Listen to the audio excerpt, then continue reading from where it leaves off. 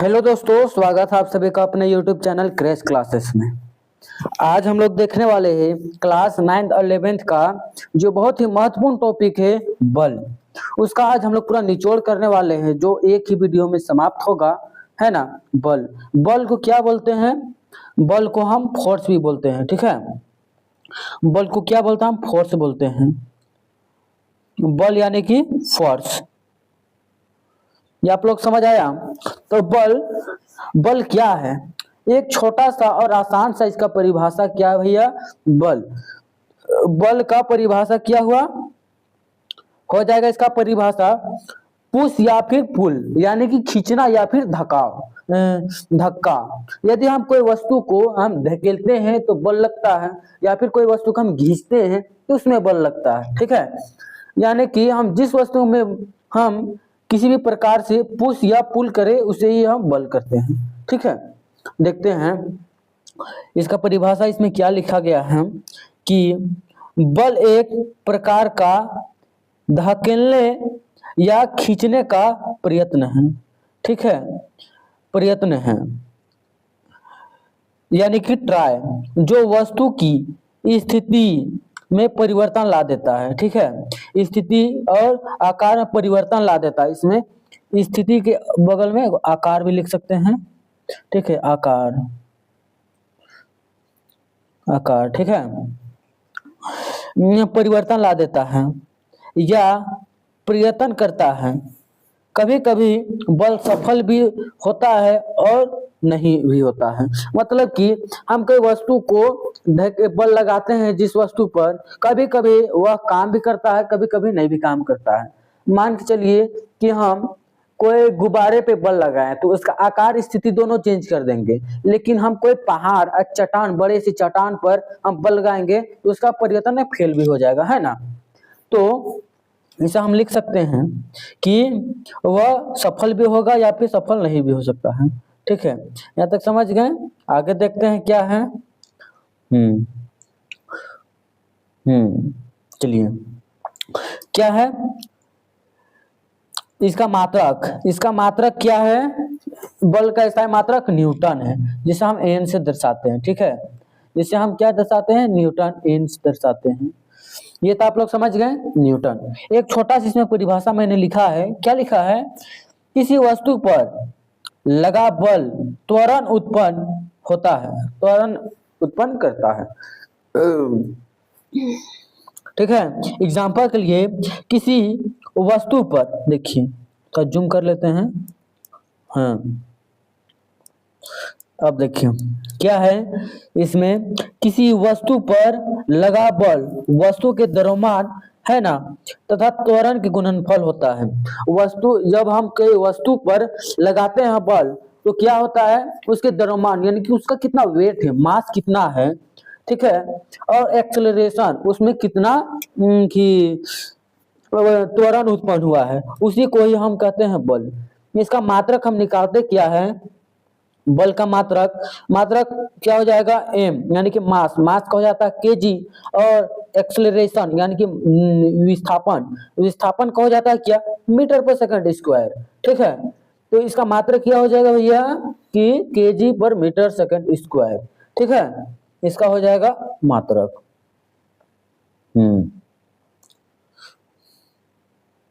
आगे क्या है इसमें देखते हैं। न्यूटन, 1 न्यूटन बराबर कितना होता है? 1 न्यूटन बराबर 10 का पावर 5 न्यूटन होता है। यह सीजीएस पद्धति द्वारा होता है। क्या होता है? सीजीएस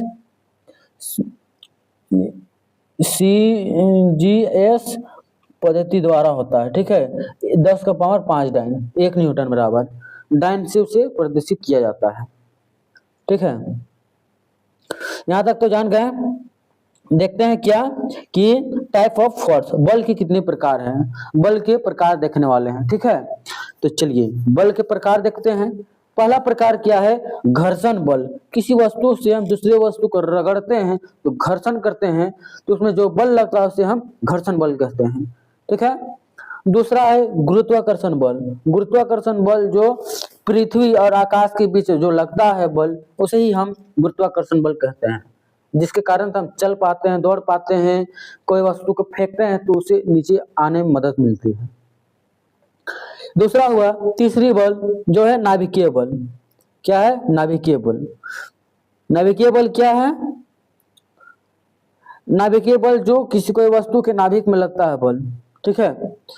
और चौथा है विद्युत चुंबकीय बल, ठीक है। विद्युत चुंबकीय बल जो विद्युत के चुंबकीय चुंबक में लगता है वही बल को हम विद्युत चुंबकीय बल कहते हैं, इत्यादि यानी कि और कुछ, ठीक है। यहां तक तो आप लोग समझ गए। आगे देखते हैं क्या जो विशेष बात लिखी गई है, जो बल जितना अधिक शक्तिशाली होगा, क्या बोला है, जो बल जितना अधिक शक्तिशाली होगा उसका रेंज यानी कि क्षेत्र उत्पन्न ही कम होगा। मतलब कि जो उसका क्षेत्र में जो उत्पन्न होगा उतना ही कम होगा, है ना। क्या है? जिसका बल जितना कमजोर होगा उसका रेंज उतना ही अधिक होगा। मान के कोई चलिए हम कोई वस्तु पे 10 किलो का भार के बल लगा रहे हैं तो उसमें जो रेंज होगा उतना ही कम होगा। रेंज मतलब कि उसमें 10 किलो, मेरा 50 किलो वेट है, हम 10 किलो लगाएंगे तो उसका रेंज उतना ही कम होगा, है ना। और हम मेरा वेट है 50 किलो और हम लगा रहे हैं 2.5 क्विंटल का धक्का बल लगा रहे हैं उस पे, तो उसका रेंज उतना ही अधिक होगा, ठीक है। ये तो आप लोग समझ गए। आगे देखते हैं। हाँ, एक एक करके परिभाषाएं लिखी गई है, उसे हम देखते हैं। पहली परिभाषा क्या है? नाभिकीय बल। नाभिकीय बल क्या होता है उसे देखते हैं। सबसे शक्तिशाली लेकिन कम रेंज। जानते जिसका जितना पावर रहता है उतना ही शांत रहता है। जैसे कि किसका अधिक पावर है? एक ही हाथी का, वो जितना ही अधिक शक्तिशाली है लेकिन उसका रेंज जो है उसका कम है, ठीक है। गुरुत्वाकर्षण बल जो सबसे कमजोर बल है लेकिन ज्यादा रेंज है, ठीक है, यानी कि ज्यादा की क्षेत्र पे फैला हुआ है। और सबसे शक्तिशाली है लेकिन सबसे कम रेंज पर फैला है। ये आप लोग समझ गए कि इससे हम डायरेक्ट एक समझ सकते हैं। मान के चलिए ये है कि गुब्बारा मान के चलिए, ठीक है, और नाभिकीय बल हम उसमें यूज कर रहे हैं तो नाभिकीय बल मतलब कि उसका केंद्र एक जगह है, मतलब उसका फोकस जो है, मान चलिए गुब्बारा इसका फोकस यही पास है तो जो इसका रेंज होगा कम ही ना होगा ब्रो, है ना। और गुरुत्वाकर्षण बल इसका फोकस पूरे पर है तो इसका रेंज अधिक होगा, है ना। अब बल कम लगेगा, कमजोर बल होगा क्योंकि चारों तरफ ध्यान देकर चल रहा है। एक जगह जो फोकस करेगा उसी का न ज्यादा बल की शक्तिशाली बल होगा और वो कम, लेकिन उसका रेंज कम होगा क्यों थोड़ा जगह लगा रहा है, ठीक है। चलिए आगे देखते हैं। क्या बल का क्या नाम है भैया? घर्षण बल। घर्षण बल क्या होता है? वैसा बल जो किसी वस्तु की गति का विरोध करती है। मतलब कि हम कोई वस्तु जो है उस पर बल लगा रहे हैं, है ना, और वो गति का विरोध करता है। मान के चलिए हम इधर से कोई वस्तु, इधर से हम ढेला फेंक रहे हैं, ठीक है, और जो वस्तु जो है वस्तु के मान के चलिए हम हवा लेते हैं H2, अच्छा O2 लेते हैं, हवा, ऑक्सीजन, ठीक है। तो हम इधर से पत्थर फेंक रहे होते हैं और उधर से जो बल लगता है, जो घर्षण होता है हवा के द्वारा, उसे ही हम घर्षण बल कहते हैं। जैसे कि वह रोकने का प्रयत्न करता है हवा, ठीक है, उसके विरुद्ध लगता है। दूसरा क्या है? सबसे अधिक घर्षण खुरदरी सतह में होता है। खुरदरी सतह मतलब बोलने का मतलब कि घर्षण सबसे अधिक यानी कि ज्यादा होगा खुरदरी सतह में, और चिकनी सतह पर घर्षण कम होगा। जहां घर्षण कम हुआ और पिछड़ के गिरेगा। और खुरदरी सतह मतलब कि थोड़ा सा उबड़ खाबड़ जगह रहेगा, जैसे कि रास्ता रहेगा उबड़ खाबड़ तो होगा कि अधिक घर्षण, ठीक है। और रहेगा टाइल्स मार्बल बिछाया हुआ रहेगा तो उसमें पिछड़ेगा ज्यादा क्योंकि उसमें घर्षण कम है, ठीक है। ये तो समझ गए आप लोग। आगे क्या है और देखते हैं कि घर्षण बल के कारण ही हम रोड और मैदान पर चल पाते हैं। अच्छा, खेत ईटीसी में चल पाते हैं, ठीक है, जबकि शिल्पी फिसलन फिसलन क्षेत्र में गिर जाते हैं। जैसे कि कादो हो गया, जहाँ पिछड़ हुआ और गिरे, टाइल्स हो गया, जहाँ पिछड़ हुआ और गिरेंगे, ठीक है। घर्षण कम होता है या फिर नहीं के बराबर भी होता है, ठीक है। यहाँ समझ गए हम लोग, चलिए आगे देखते हैं। क्या है कि बर्फ के मैदान में हम जब चल नहीं पाते हैं, क्योंकि उसमें घर्षण बल बर्फ में नहीं होता। घर्षण बल मतलब कि उसमें जो खुरदर सतह जो होता है, चलने की जो क्षमता होती है उसमें कम होती है या न के बराबर होती है, ठीक है। जैसे कि और देखते हैं फुटबॉल का कि पैर से किन्नी करने के बाद वह आगे जाकर रुक जाती है, घर्षण बल कहलाती है। मतलब कि हम जब फुटबॉल को, मान के चलिए कोई पास लड़का है, ठीक है, यहाँ पे फुटबॉल आया और कस के मारा पैर से, जो कस के मारा, जो किक किया, तो जो रोकने का काम करता है ना, जो बल है ना, जिसकी विरुद्ध यानी कि हवा इसकी विरुद्ध आती है, इसे हम घर्षण बल कहते हैं। इसमें घर्षण उत्पन्न होता है फुटबॉल पर, इसी के कारण फुटबॉल रुक जाती है। जब इसमें घर्षण बल नहीं काम करेगा तो फुटबॉल एक लात मारेंगे इतना दूर चला जाएगा कि हम देख नहीं पाएंगे, इसमें घर्षण नहीं रहेगा तो, ठीक है। ये हम लोग देख लिए। आगे देखते हैं, क्या देखेंगे अपन, जड़त्व, ठीक है। जड़त्व देखेंगे, जड़त्व को क्या कहते हैं,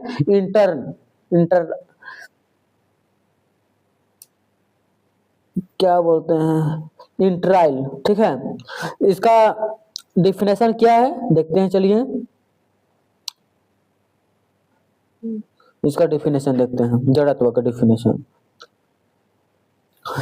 किसी वस्तु का वह गुण है जिसके कारण वह अपनी विरामावस्था में परिवर्तन का विरोध करती है, या वह अपनी गति का विरोध करती है। अर्थात यदि कोई वस्तु विरामावस्था मतलब कि बैठा हुआ है, स्थिर है, तो वह विरामा ही अवस्था में रहना चाहता, मतलब कि बैठला ही रहना चाहता है।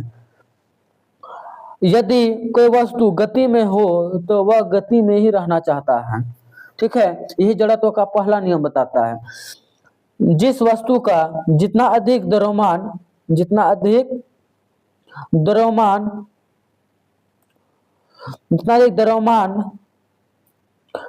उसका उतना ही अधिक जड़त्व होगा, ठीक है। ये हम लोग जान गए।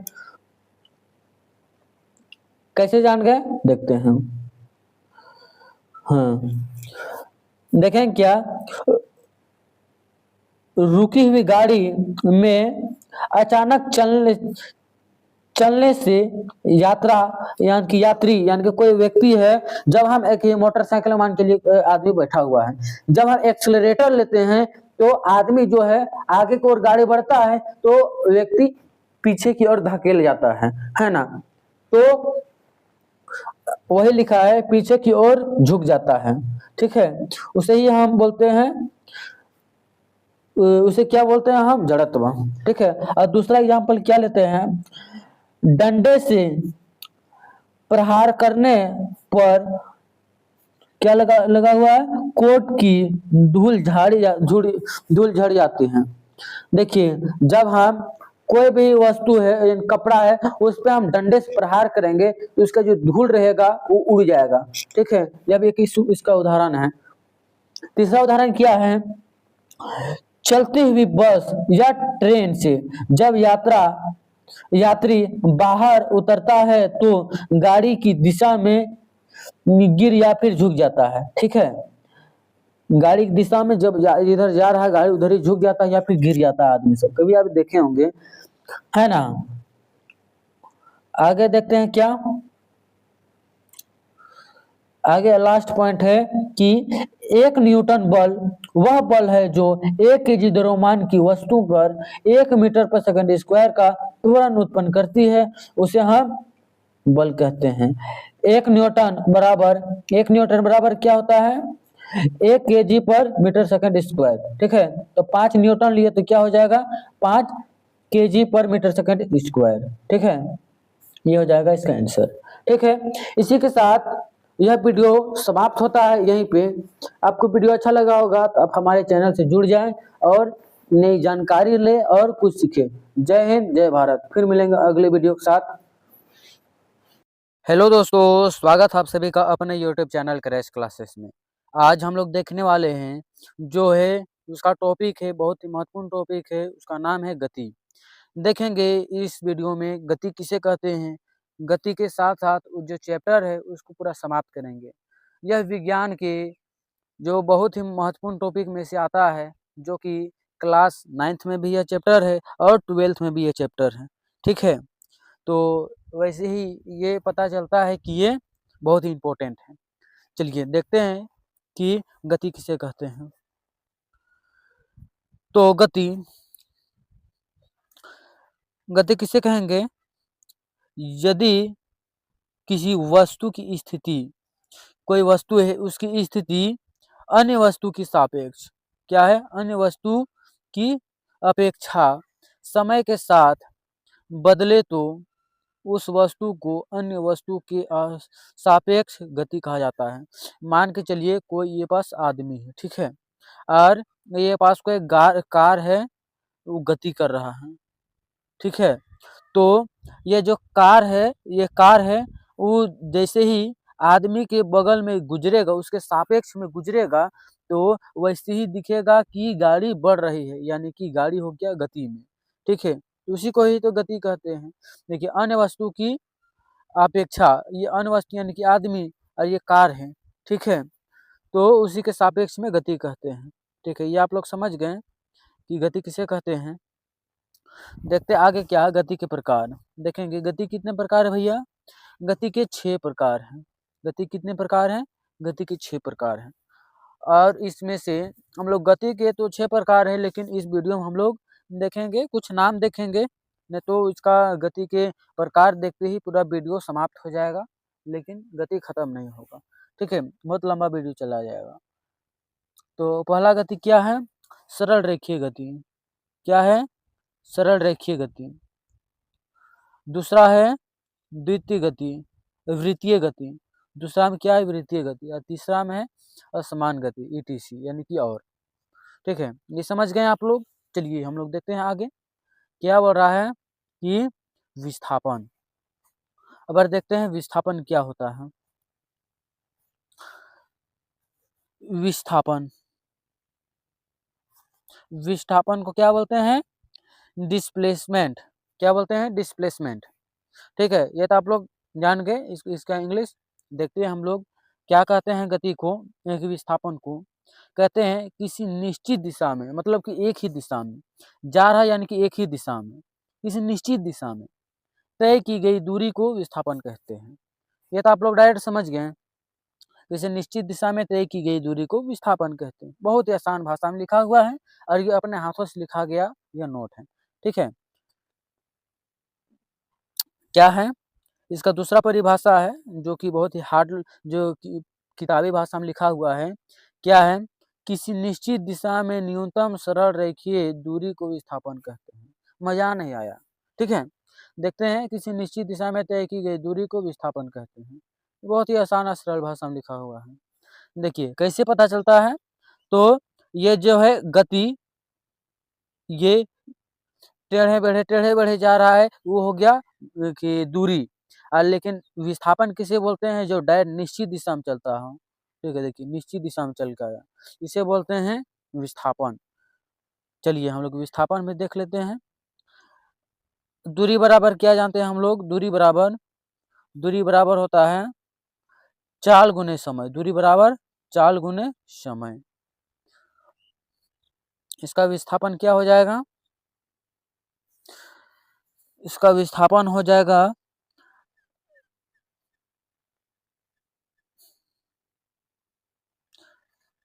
हाँ, कैसे निकालते हैं?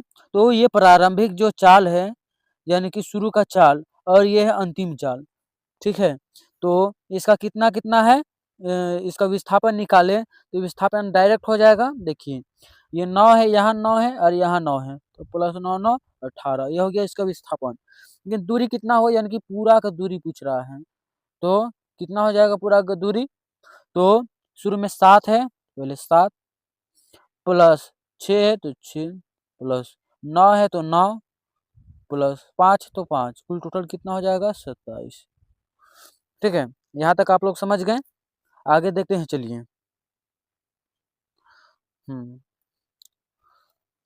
क्या बोल रहा है अभन? प्रारंभिक यानी कि प्रारंभिक पॉइंट और विस्थापन की निकालना है, और दिया है अंतिम पॉइंट। तो इसका भी हम लोग एक फॉर्मूला जानते हैं। क्या फॉर्मूला जानते हैं?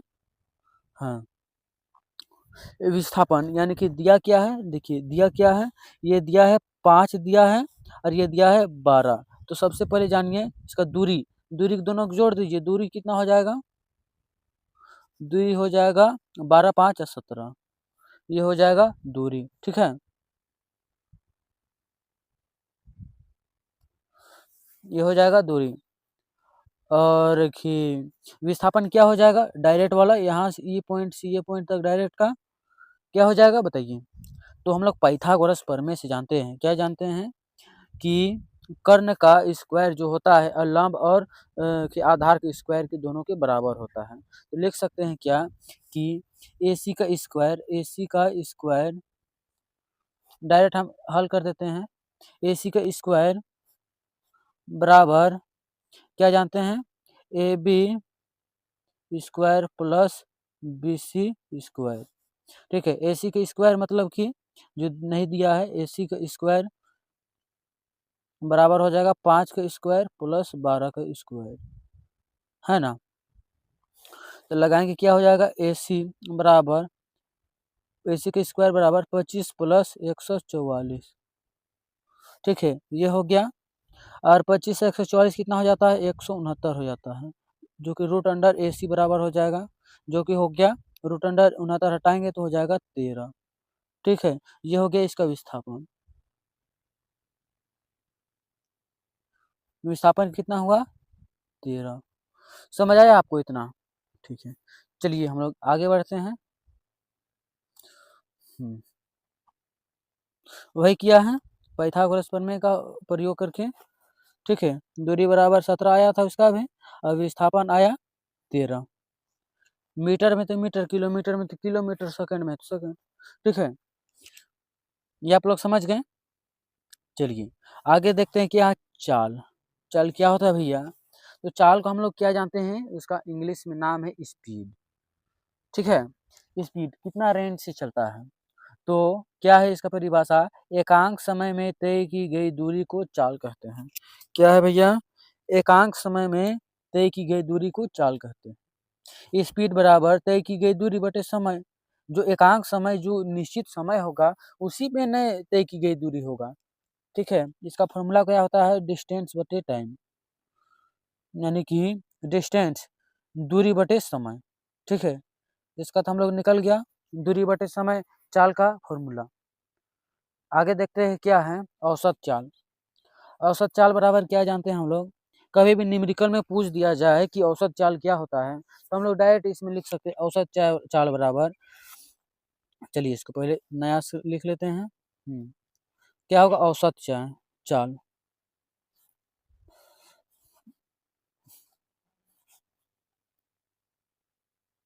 औसत चाल ना। ठीक है, क्या होता है औसत चाल बराबर, औसत चाल बराबर होता है क्या, 2xy, ठीक है, बटे x इंटू वाई। क्या हो जाएगा, देखिए 2xy बटे का xy। यहाँ तक तो समझ गए। देखिए न्यूमेरिकल यहाँ पूछ दिया है, उसी को बनाना है हम लोग को, बन जाएगा ना। ठीक है, चलिए देखते हैं, औसत चाल निकालने वाला है इसका, औसत चाल। ठीक है, क्या बोला है क्वेश्चन में, कोई वस्तु 60 किलोमीटर पर घंटा, 60 किलोमीटर पर घंटा की चाल से रांची गया। ठीक है, जो 60 किलोमीटर की स्पीड से रांची गया और वापस 40 की स्पीड में आया, तो उसका औसत चाल ज्ञात करें। औसत चाल बराबर हम लोग क्या जाने थे भैया, औसत चाल बराबर 2 इंटू एक्स कितना है 60 इंटू वाई कितना है 40 बटे एक्स प्लस वाई, यानी कि 40 प्लस 60 यानी कि 60 प्लस 40, तो हो जाएगा कितना इसका, हो जाएगा हाँ 2 गुने 60 गुने 40 बटे का 100, 1 0 खत्म 1 0 खत्म खत्म। ठीक है, तो क्या हो जाएगा 6 24 दूनी 48, ये हो गया इसका आंसर। ठीक है, आप लोग समझ आया होगा तो देख लीजिए, नहीं समझ आया होगा तो फिर से बैक करके वीडियो देख लीजिएगा। वही यहाँ निकाला है, किलोमीटर में तो किलोमीटर, और की दूरी में देखिए मीटर में तो मीटर, है ना, वही 48 आया उसी फॉर्मूला का यूज करके। चलिए आगे देखते हैं। हाँ, एक और टॉपिक क्या है बहुत ही महत्वपूर्ण, कि किलोमीटर को हम मीटर पर सेकेंड में बदलने के लिए, देखिए मान चलिए कोई किलोमीटर पर घंटा दिया हुआ, उसको मीटर में कैसे बदले जाता है, कैसे बदलते हैं।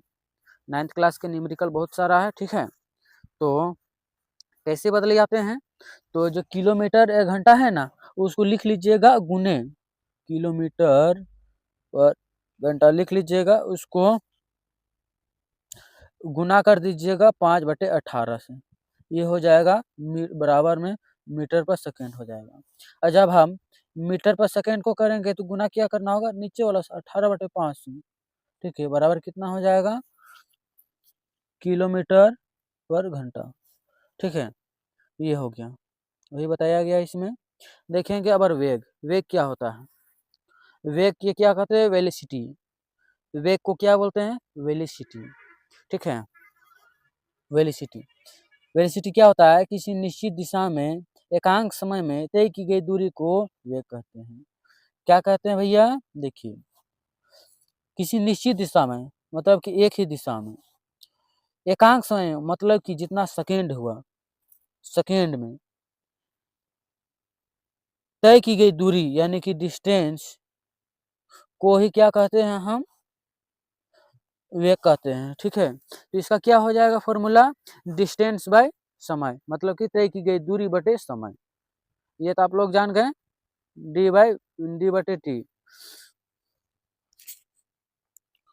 चलिए आगे देखते हैं संवेग, इसका मात्रक देख लिए है ना, मात्रक देखते हैं, डिस्टेंस, डिस्टेंस दूरी का मात्रक होता है मीटर, टाइम का होता है सेकेंड, तो हो जाएगा मीटर पर सेकेंड, कोई दिक्कत नहीं, दिक्कत। और जब हम इसको ऊपर ले जाएंगे ऊपर तो हो जाएगा माइनस में मीटर प्रति सेकेंड, कोई दिक्कत किसी को, चलिए कोई दिक्कत नहीं।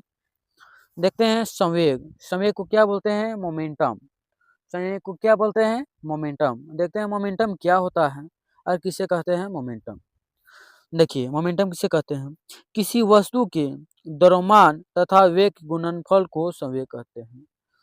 क्या बढ़ रहा है, किसी वस्तु का द्रव्यमान यानी कि मास और वेग के गुणनफल को, वेग को क्या कहते हैं भैया, वेलोसिटी, को ही हम क्या कहते हैं, संवेग कहते हैं। बाहर है, ठीक है, संवेग को हम छोटा पी से दर्शाते हैं, जो पी लिखे हैं हम। ठीक है, संवेग बराबर द्रव्यमान गुने वेग यानी कि mass into velocity, m into v. यहाँ तक समझ गए आप लोग, चलिए आगे बढ़ते हैं फिर से। चलिए अब वेग निकालने बोल दिया, वेग निकाले बोल दिया कि कोई वस्तु का द्रव्यमान 5 क्विंटल है और वह 120 मीटर पर सेकंड की स्पीड से जा रहा है, तो उसका संवेग क्या होगा। ठीक है, तो संवेग बराबर एम इंटू भी जान गए थे, इसलिए 12×5 = 60 है ना, यहाँ 2 जीरो, यहाँ 3 जीरो, 3 जीरो बैठा दीजिए, केजी पर मीटर सेकंड है तो लिख दीजिए पूरा। ठीक है, यहाँ तक जान गए। और यहाँ पे मेनली पूछा जाता है क्या, कि नोट में, कि द्रव्यमान का वेग बढ़ाने से संवेग बढ़ता है, द्रव्यमान का जो वेग होता है उसको बढ़ाने से संवेग बढ़ता है। तो जब देखिए द्रव्यमान या वेग, द्रव्यमान या फिर वेग यानी कि एम या फिर भी, दोनों में से कोई भी बढ़ाएंगे तो संवेग बढ़ेगा, जरूर बढ़ेगा। कैसे बढ़ेगा, देखिए मान चलिए हम द्रव्यमान को 2m द्रव्यमान कर लिए, ठीक है, और संवेग निकालेंगे 2m इंटू भी, तो हो जाएगा 2m भी, यानी कि इसी की एम भी बराबर क्या जानते हैं हम लोग, एम भी बराबर जाते हैं संयोग संवेग, ठीक है, और 2 है तो 2 उतार दीजिए, यानी कि 2 गुना हो गया ना। तो कोई वस्तु का द्रव्यमान बढ़ाइए या फिर वेग, तो वह उसमें संवेग भी ऑटोमेटिक बढ़ेगा। चलिए जान गए यहाँ तक, आगे बढ़ते हैं फिर से। अगर क्या है त्वरण, त्वरण क्या होता है भैया, त्वरण, त्वरण को क्या बोलते हैं, एक्सेलरेशन, एक्सेलरेशन को त्वरण कहते हैं। तो क्या कहते हैं त्वरण को, वेग में परिवर्तन की दर को संवेग कहते हैं, अच्छा त्वरण कहते हैं ना, थोड़ा सा कि लिखने में थोड़ा सा दिक्कत हुआ, वेग में परिवर्तन की दर को त्वरण कहते हैं, समझ आ गया ना, त्वरण अध त्वरण,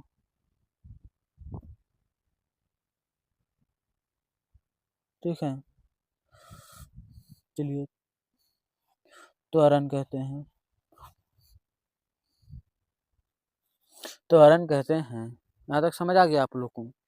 चलिए आगे देखते हैं, इसमें छोटा सा परिभाषा लिखा गया है त्वरण का, जो किताबी भाषा में है, क्या है, एकांक समान समय, एकांक समय किसी समय के वेग परिवर्तन की दर को संवेग के त्वरण कहते हैं। यहाँ फिर से लिखा गया है त्वरण, यहाँ लिख लीजिएगा आप लोग, है ना। और नोट चाहिए तो आप लोग मुझसे संपर्क कीजिए, व्हाट्सएप नंबर पर मैसेज कीजिए, है ना।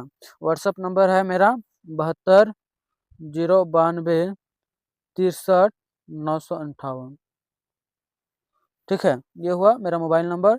आप लोगों को नोट चाहिए, किसी भी प्रकार से कोई डाउट है तो हमारे इस नंबर पे संपर्क करें, व्हाट्सएप पे हाई लिख के भेजें और अपना संपर्क, अपना समस्या बताएं, उसका समाधान जरूर होगा, ठीक है। आप किसी भी क्लास का हो, झारखंड बोर्ड से हो, यूपी बोर्ड से हो, बिहार बोर्ड से हो, सबका मदद किया जाएगा, ठीक है। आप लोग आगे बढ़ते हैं, चलिए हम लोग क्या है, हाँ त्वरण, त्वरण का फॉर्मूला क्या होता है भैया, त्वरण का फॉर्मूला हो जाता है कि वेग परिवर्तन बटे समय, वेग परिवर्तन मतलब वेलोसिटी भी बटे समय टाइम, ठीक है।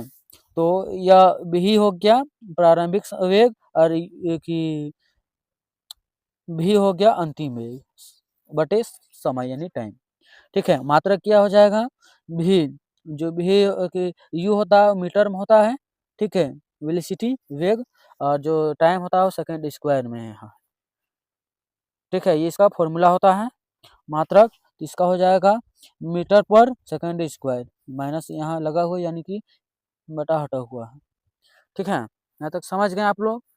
चलिए आगे देखते हैं, क्या बोल रहा है भैया कि यदि कोई बाइक 60 किलोमीटर से अगले सेकंड में 65 फिर 70 फिर 75 हो जाती है तो उसका त्वरण ज्ञात कीजिए। मतलब बढ़ा 5 के एक एक सेकंड में 5 बढ़ रहा है, ठीक है। तो इसका त्वरण क्या हो जाएगा, 5 ही तो होगा, एक सेकंड में जितना कि वेग परिवर्तन हुआ वही तो त्वरण, जो है किलोमीटर पर सेकंड स्क्वायर, किलोमीटर पर घंटा है तो किलोमीटर पर घंटा लिख दीजिए, तो 5, ठीक है। कोई दिक्कत किसी को, चलिए इसी से रिलेटेड एग्जाम एक और प्रश्न आ जाता है, क्या आ जाता है, मंदन, मंदन किसे कहते हैं, मंदन किसे कहते हैं, तो क्या हो जाएगा, यदि वेग घटता है हो तो वेग अधिक होता है, देखिए क्या बोला है, यदि वेग घटता रहा हो यानी वेग अधिक से कम हो रहा हो तो उसे मंदन कहते हैं, ठीक है। तो कैसे जानेंगे, मान के चलिए हम स्पीड से जा रहे हैं और रास्ते में एगो ब्रेकर ठोकर आ गया, है ना, तो हम अचानक से रोकते हैं ना, यानी कि स्पीड में कमी आ जाता है, वेग में कमी आ जाती है, तो उसे हम कहते हैं मंदन। और जब हम कि कोई लड़की को देख के स्पीड बढ़ाते हैं, गाड़ी को और स्पीड लगाते हैं, उसे बोलते हैं हम लोग त्वरण, जितना त्वरण उत्पन्न होता है, ठीक है। ये तो हम लोग जान गए। चलिए आगे बढ़ते हैं हम लोग, क्या है अबर, हाँ बल, फोर्स। चलिए हम लोग अगले वीडियो में बल देखेंगे, इसका पूरा टॉपिक। इसी के साथ हम आज गति चैप्टर को समाप्त करते हैं 9th क्लास का, और ये 11th और 12th के लिए बहुत ही इंपॉर्टेंट है साइंस में, ठीक है। फिर मिलेंगे अगले और बेहतरीन टॉपिक के साथ। जय हिंद, जय भारत।